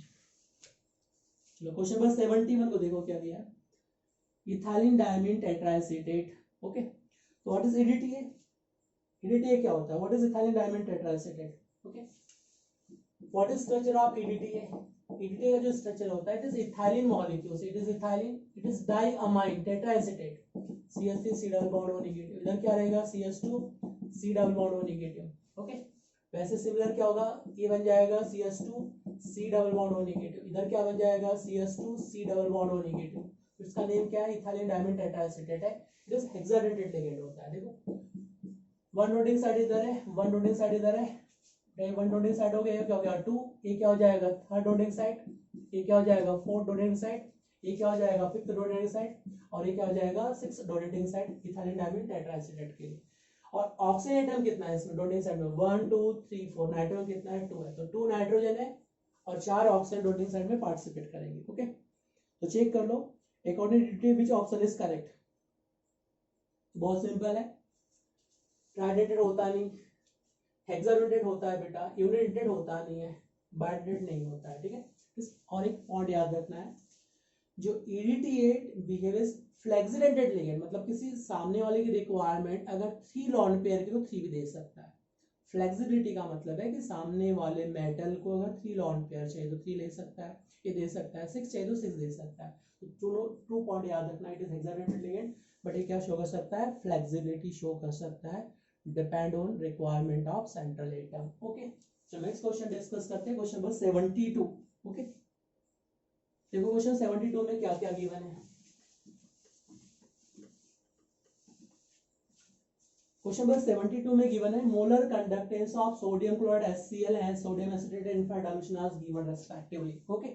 तो क्या क्या दिया आपके पास, सोडियम क्लोराइड के लिए मोलर कंडक्टेंस का वैल्यू गिवन है इनफाइनाइट डाइल्यूशन पे, HCl के लिए गिवन है और सोडियम एसिटेट के लिए गिवन है, और पूछा क्या है molar conductance of acetic acid will be, क्या पूछा है molar conductance of acetic acid. तो आपकी जो रिक्वायरमेंट है वो प्रोडक्ट साइड में आपको रिएक्शन करना है, 3 इलेक्ट्रोलाइट गिवन है, NaCl गिवन है, HCl गिवन है और क्या दिया है सोडियम एसिटेट। तो मुझे इन तीनों मॉलिक्यूल्स के थ्रू एसिटिक एसिड ऑब्टेन करना है। तो क्या करना होगा, अगर आप सोडियम एसिड की रिएक्शन HCl के साथ करोगे तो क्या मिल जाएगा acetic acid will be obtain. तो सिंपल ट्रिक ये होता है कि जो भी आपको फाइंड आउट करना है प्रोडक्ट साइड में चाहिए तो आपको रिएक्शन करना है। तो रिएक्शन किससे करेंगे आप, रिएक्शन प्रोसीड करेंगे सोडियम एसिडेट के साथ, इसकी रिएक्शन करना है HCl के साथ। तो ये क्या बन जाएगा आपके पास formation of acetic acid plus sodium chloride. तो मुझे इसका मोलर कंडक्टेंस फाइंड आउट करना है सिंपली। अब बताओ क्या क्या दिया आपके पास, NaCl का कितना दिया 126, NaCl का वैल्यू कितना दिया आपके पास सोडियम एसिटेट, सॉरी NaCl का वैल्यू कितना दिया 126, तो 126.5 इसका गिवन है, 45 इसका गिवन है, 126.45 मेरे पास NaCl का गिवन है। चलो HCl का क्या गिवन है, HCl का कितना गिवन है 426, तो इसका वैल्यू जो है 426, ठीक है, प्लस 8 कर दो। सोडियम एसिड कितना दिया है 91 का रेंज इसका दिया है, 91 का रेंज इसका दिया है, उसको कैलकुलेट करना x प्लस कितना हो गया 126, तो कितना आ जाएगा 8 कर दो, 426 ये कितना हो गया 90 अप्रॉक्सीमेट कितना हो गया ये आपके पास 7, ये कितना हो गया 11, ये कितना 570 is equal to x plus क्या आ जाएगा आपके पास 126 क्लोजर मान लो, ठीक है। क्योंकि बहुत ज्यादा डिफरेंस दिया है, एग्जैक्ट सॉल्व करने से कोई मतलब नहीं। तो क्लोजर टू एक्स का वैल्यू जो आएगा आपके पास वो कितना आ गया 390.71 के क्लोजर। ओके, तो C option is correct, C option is correct. तो क्वेश्चन का लॉजिक क्या होता है सॉरी, क्वेश्चन का लॉजिक है कि जो भी आपको ऑब्टेन करना है वो प्रोडक्ट साइड में मिलना चाहिए। तो प्रोडक्ट बनाने के लिए क्या चाहिए मुझे, सोडियम एसिड के रिएक्शन आप HCl के साथ कर दोगे तो प्रोडक्ट साइड में क्या मिलेगा, acid acid plus sodium chloride. तो molar conductance of this is equal to molar conductance of this, तो यहां से आप x का वैल्यू फाइंड आउट करेंगे तो 390 आ जाएगा। ये अप्रॉक्स 5 to 7 टाइम्स रिपीट हो चुका है। अगर आप 35 इयर्स का एनालिसिस करेंगे तो ये क्वेश्चन आपको 7 टाइम्स रिपीट हो रहा है, अभी 7 times as it is, value भी चेंज नहीं किया है। ओके, चलो क्वेश्चन नंबर 73 को डिस्कस करते हैं। नेक्स्ट क्वेश्चन क्या दिया है, नेक्स्ट क्वेश्चन आपसे पूछा है, next question is given the correct sequence of bond enthalpy of CX bond is, क्या दिया है, the correct sequence of bond enthalpy of CX bond will be. तो बॉन्ड एंथैल्पी किसका ज्यादा रहेगा, ओके तो सिंपल सी बात है, फ्लोरीन का बॉन्ड एंथैल्पी क्या होगा, ज्यादा होगा। Bond enthalpy fluorine, chlorine, bromine, iodine, क्योंकि यहाँ पे क्या है 2p में इलेक्ट्रॉन्स है, यहाँ पे क्या हो जाएगा 3p, इधर क्या हो जाएगा 4p, इधर क्या हो जाएगा 5p। तो number of subshell increases, attraction force of nucleus toward outermost cell electron decreases, so its enthalpy decreases. So correct option will be third option will be correct option. Okay, question number 74 में देखो क्या दिया है, the right option for statement Tyndall effect is exhibited by, तो Tyndall effect कौन show करता है, which molecule show Tyndall effect, okay which molecule show Tyndall effect कौन शो करता है, Tyndall effect show by colloidal solution. तो क्या इसका सॉल्यूशन क्या कोलाइडल सॉल्यूशन होता है, बाकी सारे के सारे जो है ट्रू सॉल्यूशन, ये क्या होते हैं ट्रू सॉल्यूशन है, और ये क्या है कोलाइडल सॉल्यूशन है। Okay, colloidal solution true solution, तो option 4 is correct option. Okay, next question, RBC deficiencies disease, तो B12 की डेफिशिएंसी से क्या होगा, एनीमिया डिसीज होता है। याद रखना आपके पास RBC deficiency causes by B complex vitamin B complex की कमी की वजह से, डेफिशिएंसी की वजह से आपके पास एनीमिया डिसीज होता है, ये आपको मेमोराइज करना है। ओके, नेक्स्ट क्वेश्चन क्या दिया आपके पास, क्वेश्चन 76, चलो इसको डिस्कस करते हैं। क्वेश्चन 76 में क्या दिया है इसको देखो, इसमें आपसे पूछा है match list first and second को मैच करना है। तो PCl5 का स्ट्रक्चर क्या होता है, जो PCl5 है ये होता है sp3d हाइब्रिडाइजेशन। इसका हाइब्रिडाइजेशन क्या होता है आपके पास, जो PCl5 गिवन है हाइब्रिडाइजेशन इज PCl5 का जो हाइब्रिडाइजेशन मिलेगा वो मिलेगा sp3d, तो क्या मिलेगा पेंटागोनल ट्रायगोनल बाइपिरामिडल। ओके, तो यहाँ पे जो मिलेगा आपको PCl5 बनेगा ट्रायगोनल बाइपिरामिडल। सल्फर क्या है अपने पास 6+6 ऑक्टाइडल, तो क्या मिल जाएगा ऑक्टाइडल का हाइब्रिडेशन क्या है मेरे पास sp3d2, तो इस फार्मूला में ऑक्टाइडल फॉर्म एग्जिस्ट करेगा सल्फर, यहाँ पे फ्लोरीन फ्लोरीन फ्लोरीन। इन Br5+6 कितना हो गया मेरे पास 7 प्लस 5 कितना हो गया 12 हो गया। ओके, तो 12 से क्या बेटा अगेन क्या मिलेगा मेरे पास sp3d2 मिलेगा, बट लॉन पेयर कितना पेंडिंग है इसके पास, ठीक है। अगर मेरे पास 7 लाख 1 लॉन पेयर प्रेजेंट होगा, 1 लॉन पेयर में क्या बनता है स्क्वायर पिरामिडल, देखो कैसे बनेगा, इसमें Brf5 दिया है तो दिस Brf5। ओके, देखो ये लिखा है मैंने Brf5, तो हाइब्रिडेशन क्या मिलेगा इसका 7 + 5 12, तो 12 बेटा क्या मिलेगा 12/2 sp3d2, तो यहाँ पे क्या मिलेगा 1 लॉन पेयर प्रेजेंट है, तो ये मिलेगा आपके पास ऑक्टाइडल स्ट्रक्चर। लॉन पेयर को ऑलवेज जो रखा जाता है वो एक्सियल पोजीशन पे रखा जाता है, बाकी क्या रहेगा fluorine fluorine fluorine fluorine fluorine रहेगा। तो ये जो मिलेगा आपके पास ये बन जाएगा आपके पास स्क्वायर पिरामिडल, क्या बन जाएगा स्क्वायर पिरामिडल इस फॉर्म, तो याद रखना ये बन जाएगा आपके पास स्क्वायर पिरामिडल। तो इसका जो ऑप्शन मिलेगा क्या मिलेगा स्क्वायर पिरामिडल। ओके, और बोरॉन ट्राइगोनल ट्रायगोनल प्लेनर, ये क्या मिलेगा ट्रायगोनल प्लेनर, तो चेक कर लो क्लियर है। Brf5 स्क्वायर पिरामिड, इसको कहा जाता है स्क्वायर पिरामिडल मॉलिक्यूलर से। ओके, सॉल्व कर लोगे इसको। चलो क्वेश्चन 77 आपसे पूछा है, क्वेश्चन 7 में क्वेश्चन 7 में देखो क्या क्या दिया है आपके पास। नेक्स्ट क्वेश्चन डिस्कस करेंगे, question number 77। The correct option for number of body centred unit cell, क्या पूछा है, body centred unit cell in 14 types of Bravais lattices. Okay, तो यहाँ पे जो ब्रेविस लेटाइस होते हैं सभी ने पढ़ा है, 14 टाइप्स के ब्रेविस लेटाइसेस होते हैं। तो आपके पास simple cubic unit cell SCC में क्या मिलेगा, वन बॉडी सेंटर एटम मिलेगा। जो एससीसी यूनिट सेल है उसमें क्या मिलेगा, कॉर्नर प्लस बॉडी, तो बॉडी सेंटर मिलेगा। दूसरा आपके पास जो मिलने वाला है वो मिलेगा आपके पास टेट्रागोनल। ओके, जो मिलेगा टेट्रागोनल स्ट्रक्चर में क्या मिलेगा, वन बॉडी सेंटर। और orthorhombic,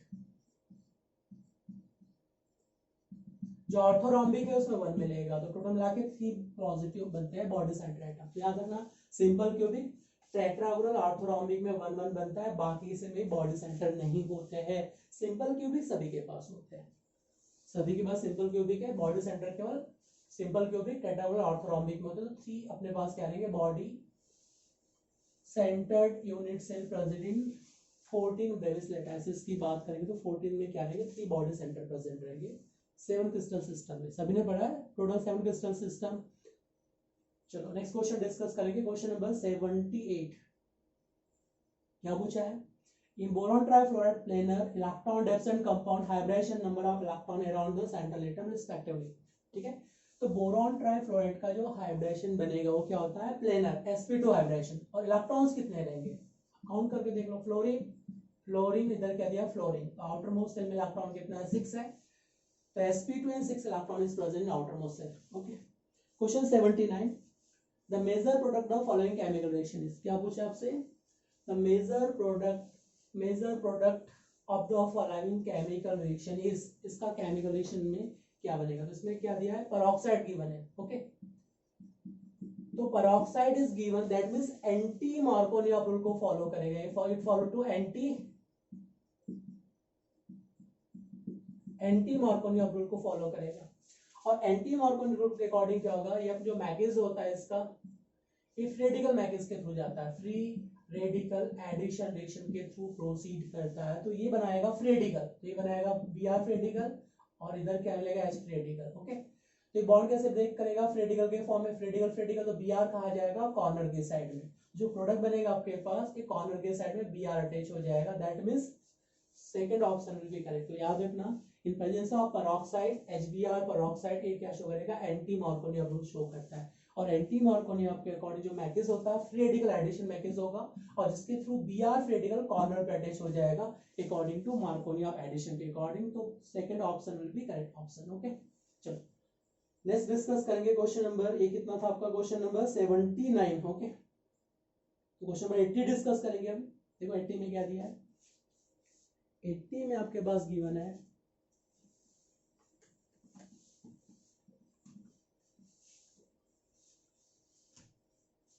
statement first is given acidic strength in the order given है। ओके, तो याद रखना विच इज स्ट्रॉन्गर एसिड, जितना साइज बढ़ेगा डिस्टेंस जितना बढ़ेगा उतना abstraction rate of H positive ज्यादा बढ़ जाएगा। Correct statement first is correct, सभी जानते हैं ना।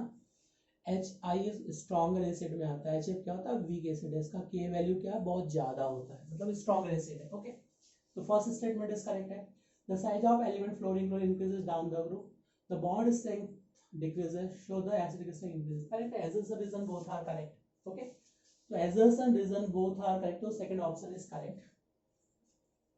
चलो question number 81, is zirconium and hafnium having similar atomic radii because of, okay, तो zirconium एक given है और एक क्या दिया अपने पास, hafnium given है, similar atomic radii because of, okay, so due to diagonal relationship having similar chemical properties, ठीक है, belonging to same group, length and contraction, तो याद रखना due to length and contraction। okay, similar property क्यों show करता है, due to length and contraction, क्योंकि hafnium में जो लगेगा वो length and contraction लगने की वजह से रेडियाई क्लोजर टू जिरकोनियम के क्लोजर आ जाएगा। It is belong to 4d series, जो जिरकोनियम है वो 4d सीरीज का मेंबर है, इट्रियम, जिरकोनियम। ओके, और जो 5d सीरीज के मेंबर है लैंथेनम और हैफनियम। तो अगर इन दोनों को कंपेयर किया जाए तो यहाँ पे लास्ट इलेक्ट्रॉन 4f में एंटर करेगा और यहाँ पे 4d में एंटर करेगा, तो यहाँ पे लेंथर कोऑर्डिनेशन कॉजेस करेगा, due to lanthanide coordination almost क्या आ जाएगा, equal atomic radius becomes equal.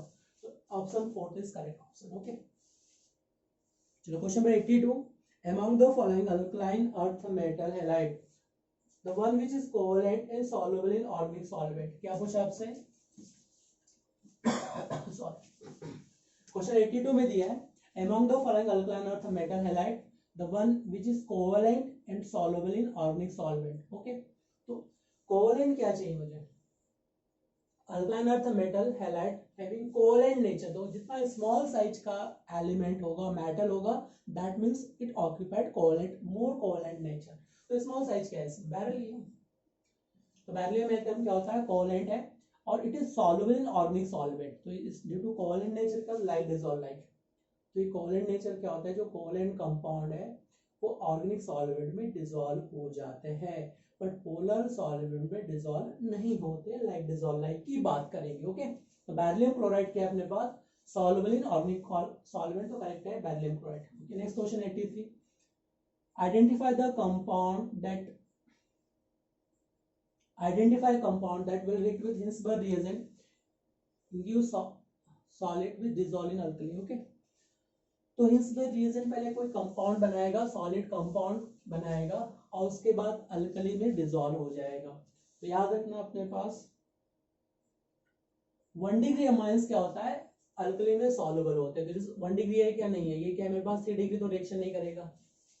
जो 1 डिग्री अमाइंस है react with Hinsberg reagent. What is Hinsberg reagent, Hinsberg reagent benzene sulphonyl chloride को कहा जाता है, Hinsberg reagent is benzene sulphonyl chloride. Okay, तो रिएक्शन कैसे प्रोसीड करेगा, देखो 1 डिग्री अमाइंस आपने लिया, 1 डिग्री अमाइंस दिख रहा है, ये भी नहीं है, ये भी नहीं है, इट इज 1 डिग्री अमाइंस। तो 1 degree amines give Hinsberg reagent का सॉलिड सब्सटेंस बनाएगा पहले, और जब अल्कली के साथ रिएक्शन करता है तो अल्कली में डिसॉल्व हो जाता है। तो कैसे रिएक्शन प्रोसीड करेगा, देखो इसमें जो रिएक्शन प्रोसीड होगा, ये अपने पास CH3NH2 गिवन है, 1 डिग्री अमाइंस। 1 डिग्री अमाइंस क्या होता है, मेटल में सॉल्युबल होता है। अब रिएक्शन करो बेंजीन सल्फोनिल क्लोराइड के साथ, इट इज क्या हमारे पास बेंजीन सल्फोनिल क्लोराइड। ओके, तो यहाँ से HCl रिप्लेस हो जाएगा, तो ये बनाएगा solid substance, it form solid substance का फॉर्मेशन कर लेगा, इसके साथ बना लेगा S डबल बॉन्ड हो, S डबल बॉन्ड हो प्लस दिस कंपाउंड।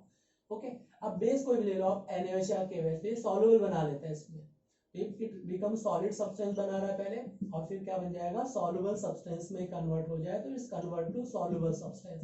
ओके, तो it convert to soluble substance में कन्वर्ट हो जाएगा, it form soluble substance. Okay, तो fourth option will be correct, fourth option will be correct.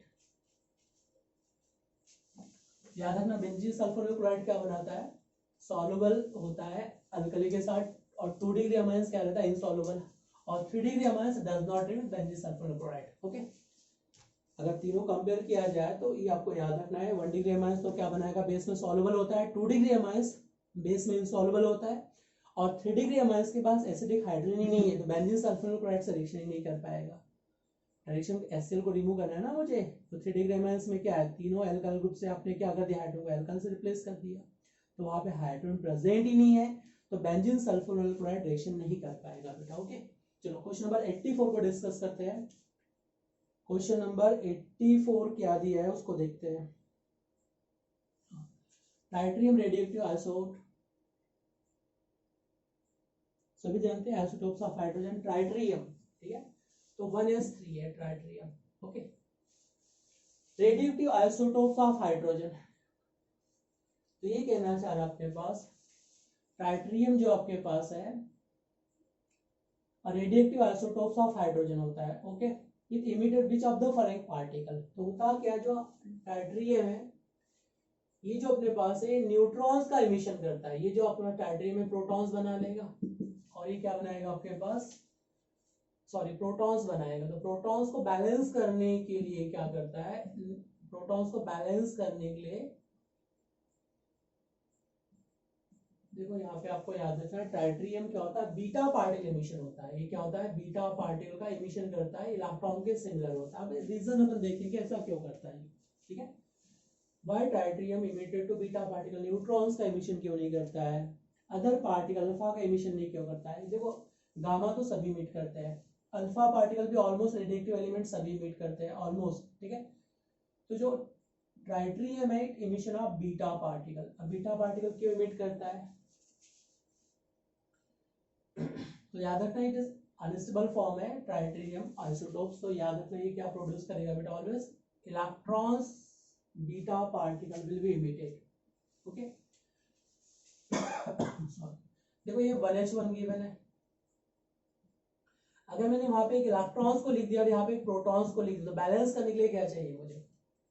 अगर मुझे यहाँ पे एक न्यूट्रॉन्स के इक्विवेलेंट बनाना है इसको, तो क्या चाहिए मुझे? न्यूट्रॉन्स के अगर इक्वल बनाना है 101 के इक्वल, ठीक है, तो मुझे इलेक्ट्रॉन्स क्या चाहिए? इसमें 0 चाहिए और एक क्या चाहिए? न्यूट्रॉन चाहिए। तो याद रखना बीटा पार्टिकल इमिशन होता है। मेमोरी बेस्ड क्वेश्चन है, याद रख लो इसको, ठीक है। It is memory based question है, it is beta particle emission करता है। ओके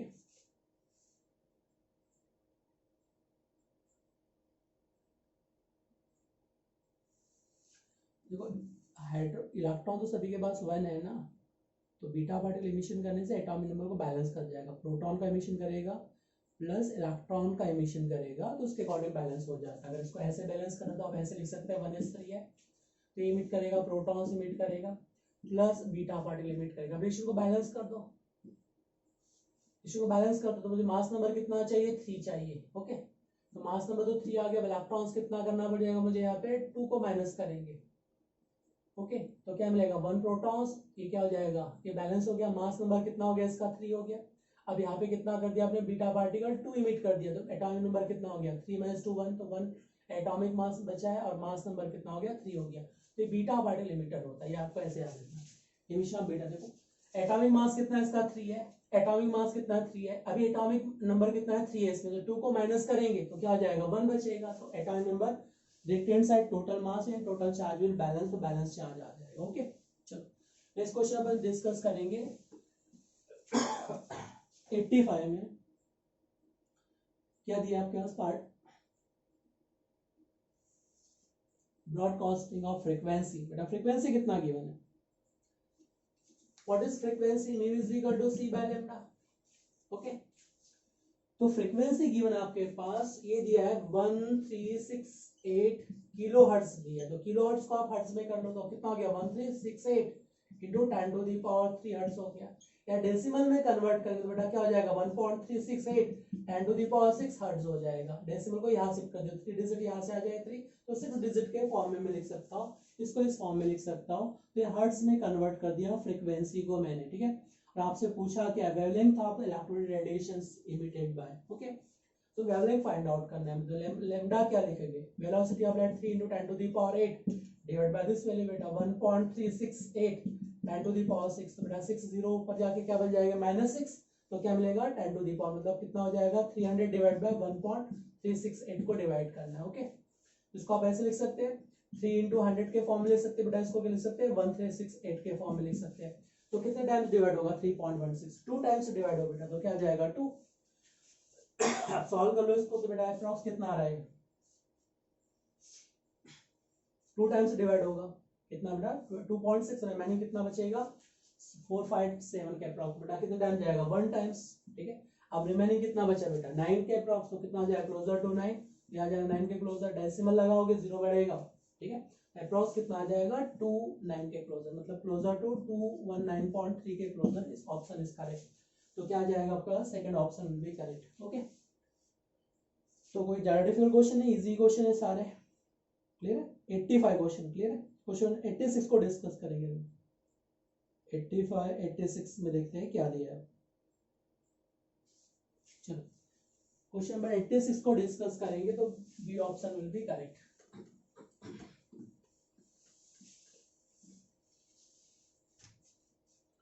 तो क्वेश्चन 86 में दिया है molar conductivity of 0.00 molar acetic acid is given 20 siemens centimetre two molar liver. What is known constant of acid is पूछा है बेटा। क्लियर है? तो आपसे पूछा है बेटा molar conductivity of acid acid is given, मतलब मोलर कंडक्टिविटी का मतलब बेटा आपके पास लैम्डा जो गिवन है वो गिवन है मोलर कंडक्टेंसी कंसंट्रेशन पे गिवन है बेटा आपके पास 20, और मोलर कंडक्टेंस को फाइंड आउट करना है। और वीक इलेक्ट्रोलाइट रिलेशन क्या है बेटा? K = Cl2 होता है। ओके और हाउ टू कैलकुलेट अल्फा बेटा, how to calculate alpha, alpha calculate किया जाता है molar conductance C concentration, molar conductance C concentration divided molar conductance in final dilution, ठीक है। ये आपको सॉल्व करना है, तो यहाँ से क्या आ जाएगा, के का वैल्यू आ जाएगा। अब ये वैल्यू तो डायरेक्ट दिया है बेटा, ये तो कितना दिया है 20 मोलर कंडक्टेंस का वैल्यू, कंसंट्रेशन भी दिया है बेटा, कितना दिया है 7 × 10 टू द पावर, ये जाएगा 7 × 10 टू द पावर -3, लिख सकता हूँ इसको मैं बेटा, 0.007 को डिस्प्लेस करो तो 10 टू द पावर -7। अब बेटा एसिड एसिड क्या बन जाएगा, दिस प्लस दिस 8 कर दो बेटा। मोलर कंडक्टेंस कैसे कैलकुलेट करेंगे, मोलर कंडक्टेंस दैट मींस बेटा 350 + 50 बेटा कितना हो जाएगा 400 बेटा, कितना हो जाएगा 400, तो ये तो मेरे पास बेटा 20/400, ठीक है। इसका होल स्क्वायर चाहिए बेटा, अल्फा स्क्वायर, तो इसका क्या करेंगे, होल स्क्वायर करेंगे, तो होल स्क्वायर कर दो इसका बेटा, 100 कैंसिल आउट हो गया, ये क्या मिलेगा बेटा 1/2, तो 0.05 बेटा, ये कितना हो गया 0.05 बन जाएगा, ओके। 100 कैंसिल बेटा, 2 से 2 टाइम्स डिवाइड होगा, तो ये 1/2 कितना हो गया बेटा 0.5 हो गया, डेसिमल ऊपर जाए तो 0.05, तो इसका स्क्वायर करना है बेटा मुझे, और ये कितना आ जाएगा 7 × 10 टू द पावर -3, ओके। 5 का स्क्वायर कितना बेटा 25 × 10 टू द पावर -4, ये बन जाएगा। और यहाँ कितना बेटा आपके पास दिया है 7 × 10 टू द पावर बेटा ये -3, बेटा किसको मल्टीप्लाई करो 7 से, 24 बेटा कितना हो गया 175 बेटा, 175 × 10 टू द पावर -7, डेसिमल को 10 शिफ्ट करो बेटा, तो कितना आ गया 1.75 10 to the power -5, 2 decimal cancel बेटा, डेसिमल यहाँ पे है ना, तो 2 शिफ्ट करोगे तो क्या मिलेगा 1.75 10 to the power -5 is correct answer, तो डी ऑप्शन इज करेक्ट बेटा, क्या जाएगा D option will be correct. देखो फॉर्मूला क्या है बेटा, वीक इलेक्ट्रोलाइट के लिए dissociation constant of weak electrolyte is equal to K into Cl5 square, बेटा how to calculate alpha, molar conductance C concentration divided by molar content in final dilution का whole square करना है। अब molar conductance कैसे calculate किया जाता है बेटा, दोनों को एडिशन कर दो, molar conductance acid is equal to molar conductance of H positive ions plus molar conductance of acidic acid, दोनों को ऐड कर देंगे तो ये आ जाएगा, इसको सॉल्व करेंगे बेटा, this value will B form, okay. देख लो कोई कंफ्यूजन बेटा। चलो नेक्स्ट क्वेश्चन पे डिस्कस करते हैं, question number 87, okay. Question number 87 में क्या दिया है वो डिस्कस करते हैं। क्वेश्चन नंबर 87 में क्या दिया है वो डिस्कस करेंगे, ओके। तो क्वेश्चन 87 में आपके पास देखो बेटा क्या क्या गिवन है information, which one of the following arrangement the given sequence is not strictly according to property indicated against it, ठीक है। इनकरेक्ट स्टेटमेंट पूछा है बेटा, नॉट करेक्ट पूछा है, नॉट करेक्ट की बात कह रहा है, तो कौन सी प्रॉपर्टी नॉट करेक्ट है उसकी बात करेंगे बेटा, ठीक है। तो सल्फर बेटा CO2 SiO2, carbon silicon tin और लेड बेटा, ऑक्सीडाइजिंग पावर दैट मींस बेटा tendency to gain of electron increases, तो करेक्ट है बेटा, ड्यू टू जितना डाउन में जाएंगे बेटा लोअर ऑक्सीडेशन नंबर डोमिनेट हो जाता है, मतलब tendency to gain of electron increase होगा, तो स्टेटमेंट इज करेक्ट है पहला वाला, ओके। सेकंड में क्या पूछा है बेटा, इंक्रीजिंग एसिड स्ट्रेंथ, अभी अपन ने डिस्कस किया था, करेक्ट हो गया बेटा, ठीक है। थर्ड पूछा है बेटा इंक्रीजिंग पीके वैल्यू, बेटा पीके स्ट्रॉन्ग एसिड है तो पीके वैल्यू डिक्रीज होना चाहिए, स्ट्रॉन्ग एसिड के लिए बेटा 1 पीके वैल्यू, जितना स्ट्रॉन्ग एसिड बनेगा पीके वैल्यू उतना कम चाहिए, तो रॉन्ग हो गया बेटा, उसने कहा इंक्रीजिंग डिक्रीजिंग होना चाहिए, तो ये रॉन्ग स्टेटमेंट हो गया, मतलब करेक्ट ऑप्शन बेटा C option is correct. Nitrogen phosphorus arsenic antimony increasing acidic character बेटा, तो करेक्ट है, इंक्रीजिंग एसिडिक कैरेक्टर बेटा, इसका ऑर्डर करेक्ट हो जाएगा, ओके 87 की, ओके। नेक्स्ट पे आ जाओ, क्वेश्चन 87 के बाद आ बेटा क्वेश्चन नंबर 88 क्या दिया है उसको डिस्कस करेंगे, क्वेश्चन नंबर 88 को डिस्कस करेंगे, क्या दिया है उसको देखो, ठीक है बेटा। क्वेश्चन 88 में दिया है are in the given sequence of chemical reaction is, it is digestion बेटा, इट इज डाइजेशन रिएक्शन की बात करेंगे, ओके। तो यहाँ से बेटा डाइजेशन में क्या हो जाएगा, अटेंग स्पेस फॉर्म नाइट्रोसिस अटेंग स्पेसिस, ये नाइट्रोस को कहाँ टेक करेगा बेटा, लॉन पेयर पर टेक करेगा, एक यहाँ से क्या मिल जाएगा N2 गैस को रिवॉल्व कर देगा, ये बन जाएगा बेंजीन डाइजेनियम क्लोराइड, ठीक है। अब इस पे रिएक्शन करें बेटा H3PO2 के रिएक्शन कर दो या एथेनॉल के रिएक्शन कर दो C2H5OH के साथ, तो ये N2 गैस यहाँ से रिलीज हो जाएगा और एल्केन में कन्वर्ट हो जाएगा, ओके।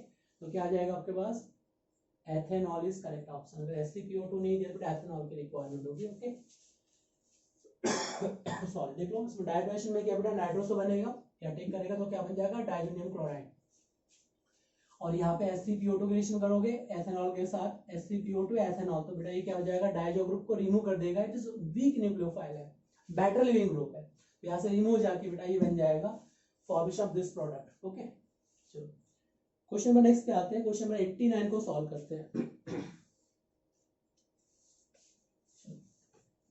क्वेश्चन नंबर 89 में क्या दिया है, क्वेश्चन नंबर 89 में आपके पास गिवन है the slope of Arrhenius plot given है ln(k) versus 1/t of first order reaction is given. Okay the value of activation energy for this option is correct. Okay जो graphical question है बेटा Arrhenius equation पहले क्या होता है उसको अपन discuss करते हैं।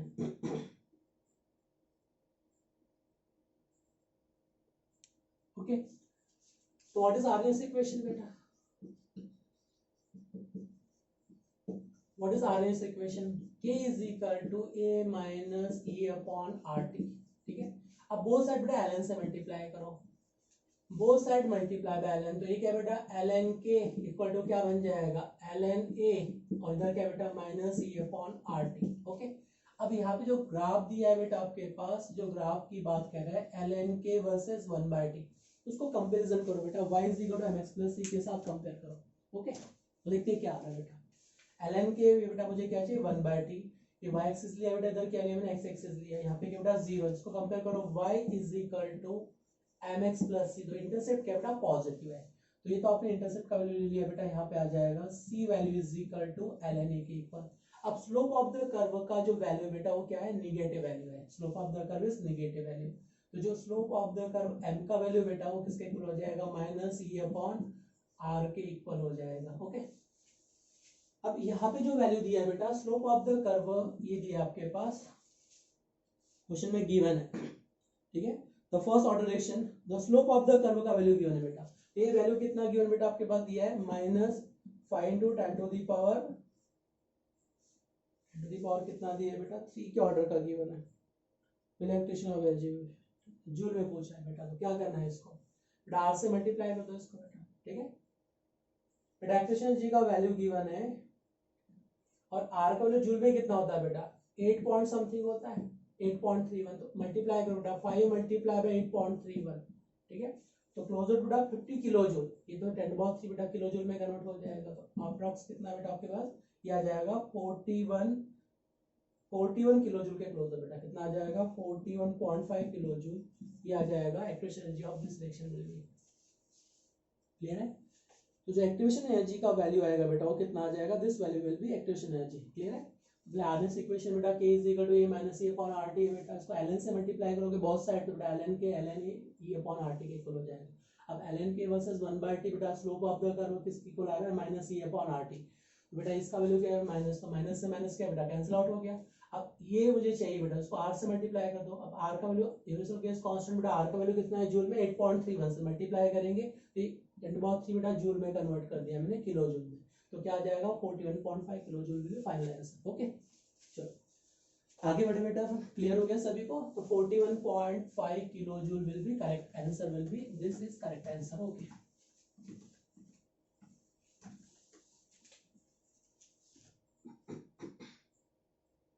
चलो बेटा ये तो हो गया आपके पास क्वेश्चन नंबर 89।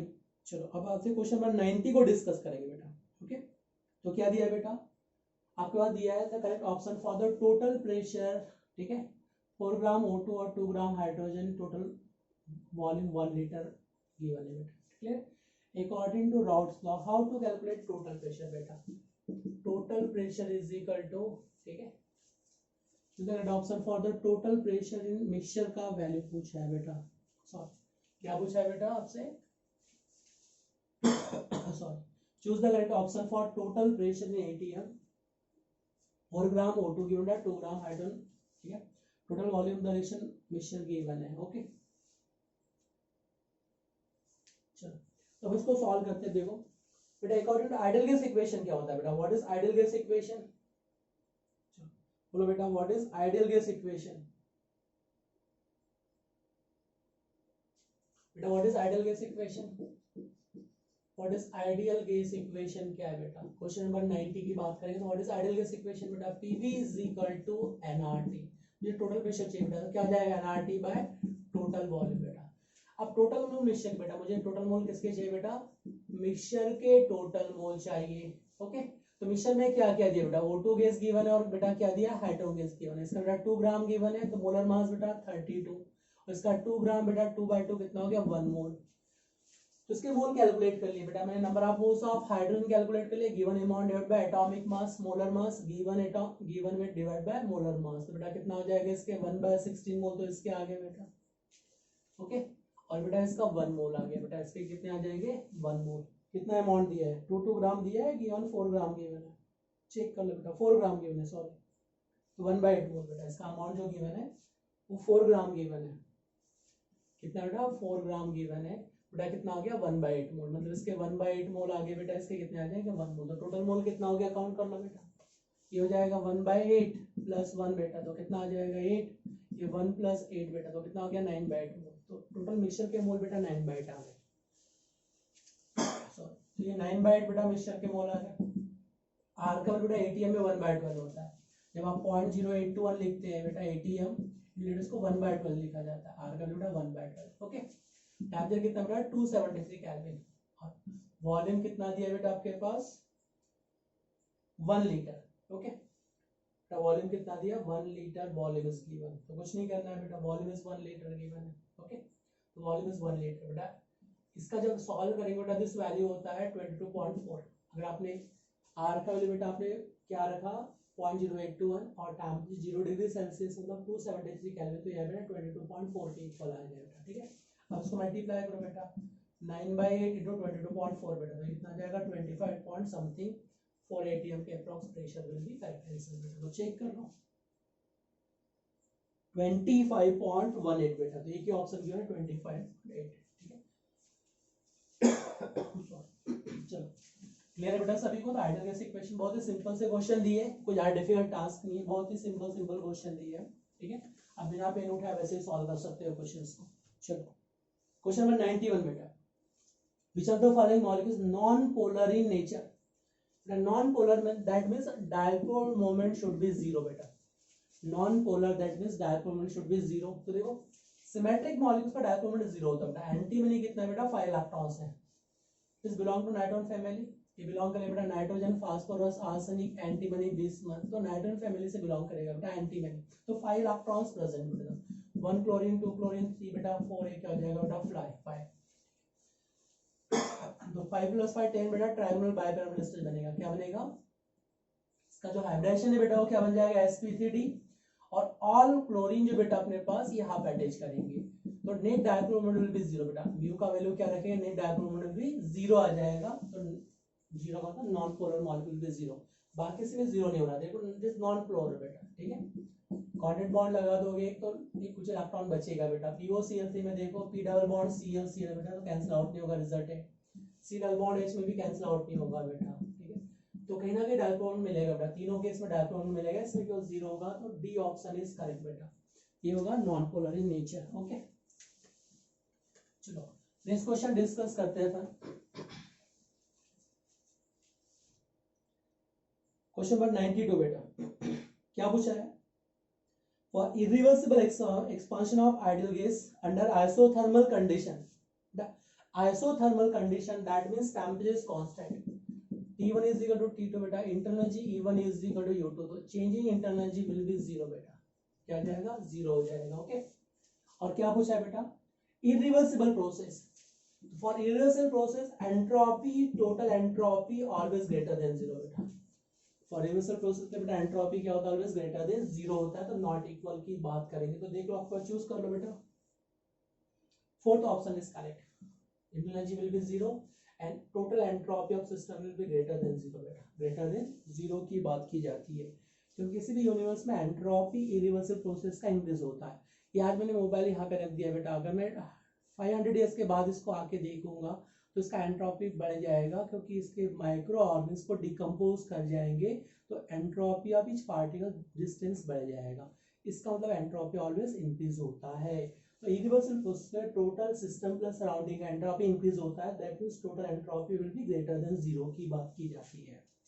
ओके चलो क्वेश्चन नंबर बेटा 92 के बाद डिस्कस करेंगे क्वेश्चन 93। ठीक है, question number 93 is not given. 93 कहाँ गया बेटा? क्वेश्चन कहाँ था डिस्कस किया बेटा अपन ने? Question number 92। ओके तो क्वेश्चन नंबर 93, एक्सक्यूज मी, चलो क्वेश्चन नंबर 99 बेटा।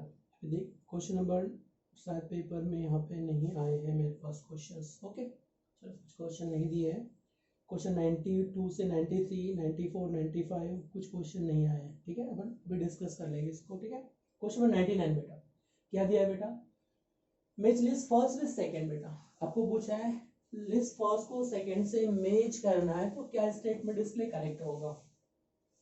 तो याद रखना जो SO3 केस बनेगा बेटा इट इज ट्रोपोस्फेरिक पॉल्यूशन के लिए रिस्पॉन्सिबल होता है। ओके जो नेसेंट फ्री रेडिकल बनता है बेटा क्लोराइड आयंस वो ओजोन डिप्लेशन के लिए रिस्पॉन्सिबल होता है। ओके और जो CO2 प्लस H2O गैसेस बेटा वो एसिड रेन के लिए रिस्पॉन्सिबल होती है। और जो NO मॉलिक्यूल्स है बेटा और नेसेंट ऑक्सीजन के स्मोक के लिए रिस्पॉन्सिबल होता है। Got it? तो SO3 गैस क्या बेटा ट्रोपोस्फेरिक पॉल्यूशन रिस्पॉन्सिबल है। नेसेंट क्लोरीन बेटा ओजोन डिप्लेशन के लिए रिस्पॉन्सिबल है। CO2 प्लस H2O बेटा एसिडिक रेन के लिए रिस्पॉन्सिबल होता है। एंड NO नाइट्रोसिल कंपाउंड बेटा NO ओके दिस रिस्पॉन्सिबल और स्मोक के लिए रिस्पॉन्सिबल होता है। ओके चलो क्वेश्चन नंबर 100 में क्या दिया उसको डिस्कस करते हैं बेटा। Intermediate compound X in the following chemical reaction पूछा है बेटा। Okay it is Etard reaction बेटा। This reaction is known as Etard reactions का एग्जांपल है। It is example of Etard reaction. Okay this is example of Etard reaction का example है बेटा यहाँ पे। तो ये क्या करता है बेटा? It is chromyl chloride. ये अपने पास है क्रोमाइल क्लोराइड।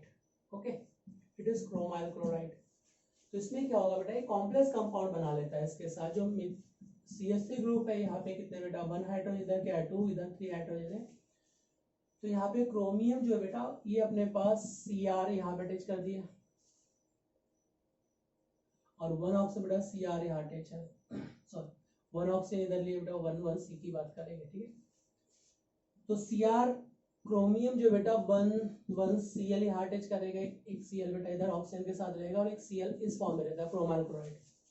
ओके 2 क्लोरीन है ना यहाँ पे देखो 1 क्रोमियम एटम है 1 क्रोमियम बेटा 2 ऑक्सीजन 2 Cl है। ओके तो यहाँ से क्या होगा HCl को रिप्लेस कर जाएगा। यहाँ से बेटा HCl को रिप्लेस कर जाएगा तो यहाँ पे अपना कॉम्प्लेक्स कंपाउंड बना लेता है। सबसे कॉम्प्लेक्स कंपाउंड बना लेता है कार्बन के साथ। ये Cr अटैच हो जाएगा oxygen Cr C double bond O Cl। वैसे बेटा यहाँ पे क्या आ जाएगा oxygen Cr C double bond O Cl की बात करेंगे। इस टाइप से कॉम्प्लेक्स कंपाउंड बना लेता है। फिर इसका हाइड्रोलिसिस करने पर फिर एल्डिहाइड बन जाता है। जब इसका हाइड्रोलिसिस करेंगे एसिडिक हाइड्रोलिसिस बेटा OH नेगेटिव यहाँ से इधर शिफ्ट हो जाएगा तो वाटर हाइड्रोलिसिस करके final product will be aldehyde. एक ही कार्बन बेटा 2 हाइड्रोक्सी ग्रुप आ जाएंगे तो formation of aldehyde product is form. It is example of Etard reaction है बेटा। तो क्या बन जाएगा व्हिच ऑप्शन इज करेक्ट इसके लिए बेटा? ये आ जाएगा सेकंड ऑप्शन इज करेक्ट। यहाँ पे 2 कॉम्प्लेक्स कंपाउंड में 2 कॉम्प्लेक्स कंपाउंड में एसोसिएट बेटा 3 को रिप्लेस नहीं करेगा। अगर तीनों को replace due to steric hindrance बहुत ज्यादा हो जाएगा। अगर तीनों को रिप्लेस कर दिया इट कॉजेस स्टेरिक हिंड्रेंस तो कंपाउंड बिकम्स अनस्टेबल हो जाएगा। इसलिए तीनों को रिप्लेस नहीं करता है। ठीक है तो याद रखना B option second option is correct. The second option will be correct आ जाएगा इसके लिए। चलो अब कुछ क्वेश्चन मेरे पास 2-3 क्वेश्चन मिसिंग है इसमें से। पेपर मेरे पास कंप्लीट नहीं आया था तो 1-2 क्वेश्चन इसमें मिसिंग हो सकते हैं। ओके देख लीजिएगा। चलो तो बेटा ये कंप्लीट अपना टेस्ट कंप्लीट डिस्कशन हो चुका है। आई थिंक आपको बहुत अच्छे से एक्सप्लेन कर दिया मैंने सारे क्वेश्चन। सभी क्वेश्चन समझ में भी आ गए होंगे। चलो ओके बेटा।